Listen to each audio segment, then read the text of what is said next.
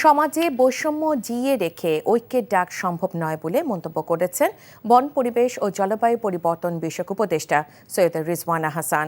বৈষম্যহীন সমাজ প্রতিষ্ঠায় ব্যক্তি স্বার্থের চেয়ে বৃহৎ স্বার্থে সবাইকে ঐক্যবদ্ধ হওয়ার তাগিদ দেন তিনি। সন্ধ্যায় রাজধানীর গোপীবাগে ঢাকা রামকৃষ্ণ মিশনে শ্রী রামকৃষ্ণ দেবের ১৯০তম জন্মতিথি ও স্বামী বিবেকানন্দের বাংলাদেশে আগমনে ১২৫তম বর্ষপূর্তি উপলক্ষে আয়োজিত ৫ দিনব্যাপী উৎসবে একথা বলেন তিনি।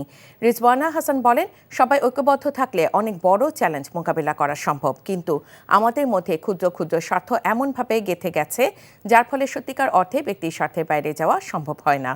এর জন্য ব্যক্তির স্বার্থে ঊর্ধ্বে গিয়ে দেশ ও মানুষের কল্যাণে সকল ভেদাভেদ ভুলে সবাইকে কাজ করার আহ্বান জানান তিনি। সমাজে বৈষম্য জিইয়ে রেখে তো আপনি ঐক্যের ডাকটা দিতে পারবেন না। আপনাকে সত্যিকার অর্থেই প্রত্যেকটা জায়গা থেকে বৈষম্য সরাতে হবে এবং তারপরেই আপনি ন্যায় বিচার আর ঐক্যের কথা বলতে পারবেন।